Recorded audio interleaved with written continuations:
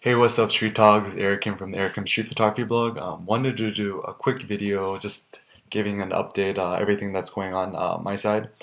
Just wanted to share that came back from my epic trip. I was in Mumbai for 10 days, Hong Kong for 2 weeks, and Dubai for a week, all which were really amazing places.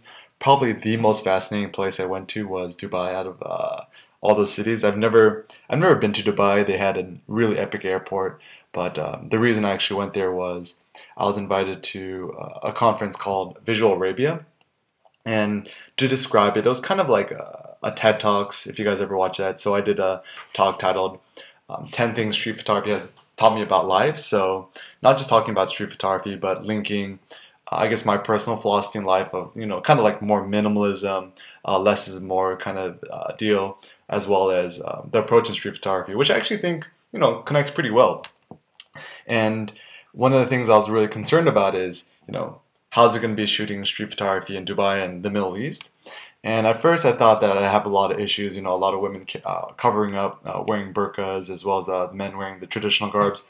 Wasn't 100% sure how they would respond, but generally my experience was it was pretty cool. I mean, a lot of people for the workshop came in from Saudi Arabia and other parts of Dubai, and generally it's so funny that the more I'm traveling, it's really people around the world. Of course, certain cultures and customs are different, but at the end of the day, a lot of people are quite friendly. Generally, I tended to not, of course, just stick a face into a woman just covering up wearing a hijab, but I did take photos in which, I saw a woman in a hijab coming from a distance. I'd frame the shot, just wait for her to enter the shot to kind of complete the composition, kind of like what Henri Cartier-Bresson would have done. And I've actually, taken some photos of, a lot of the men, and they're super cool with me taking their photos. One of the participants actually came from Saudi Arabia, and he says he does a lot of street photography there too, and doesn't really have much of an issue. And at least one of the wonderful things about Dubai is I didn't realize how multicultural it was. I mean, they have over 100, ethnicities there, and so, people are, quite very open-minded when it comes to, foreigners, and, I just, once again, I look like a dumb Asian tourist with a camera, so it wasn't really a big deal. So hopefully in terms of the future, I'd be able to go back and do some more street photography there. So I just dropped off like 25 rolls of film, starting to shoot a lot less. Usually in a month I'll take around 50, 60, but now I'm starting to be a lot more selective when I click. So I'm going to get some of my shots back from my trip. Hopefully I get some good shots and I'll share them. If I get any good shots, I probably did, but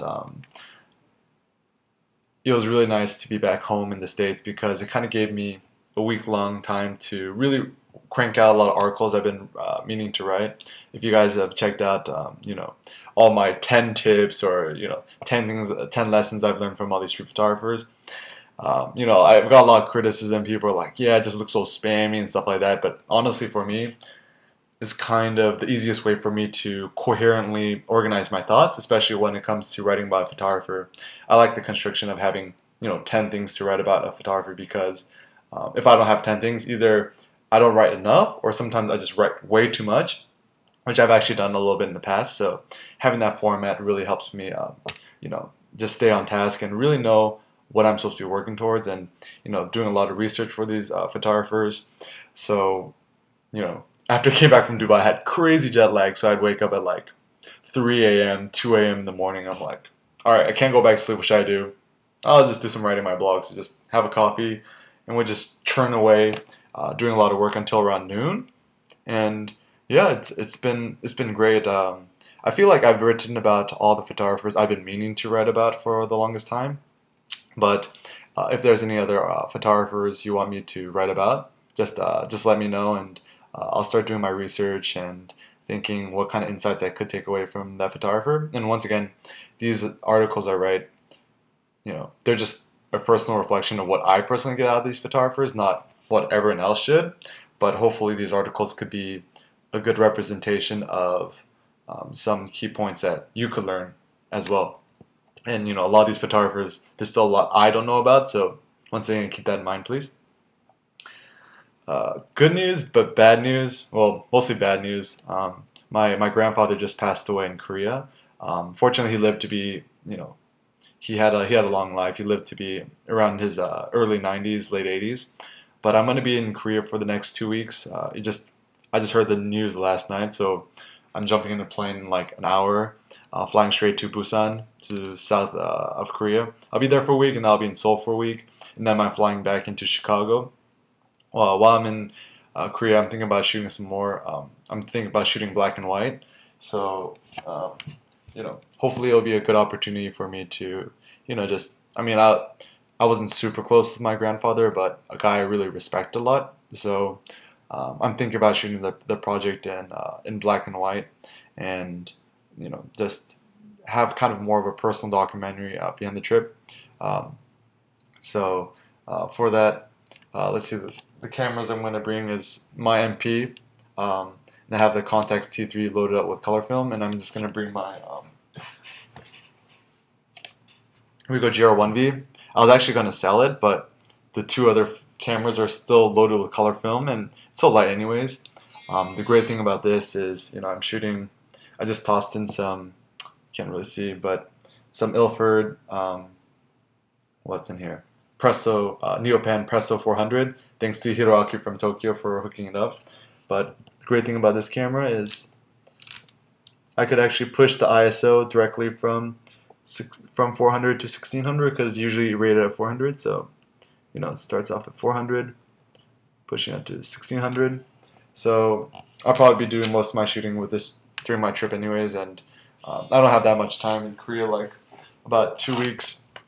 And trying to pack as light as I can, just bring like a few shirts and some clothes for the funeral. And so if there's anyone in Seoul, I'll be in Seoul in about like a week or so. If anyone wants to meet up, just tweet me or write a message on my Facebook fan page, and hopefully we could meet up. Yeah, so thanks for the support. Thanks for watching, guys. I don't know how much, I have a bunch of photographers I'm going to be featuring the next weeks on my blog, but not sure how many articles I'll be able to write, because, taking care of family business. I also have a few spots left for my Chicago workshop, so if you're kind of in the Midwest, the East Coast, and you really want to experience a really cool city and shoot a lot of street photography, build up your courage, take your street photography to the next level. And also Satoki Nagata, a very talented street photographer in Chicago, is going to be my guest speaker. You might have seen some of his work on Petapixel. He's done some off-camera work, so check out details for that. But once again, thanks for the support, guys. Thanks for watching, and hope to talk more soon. All right, see you guys. Peace.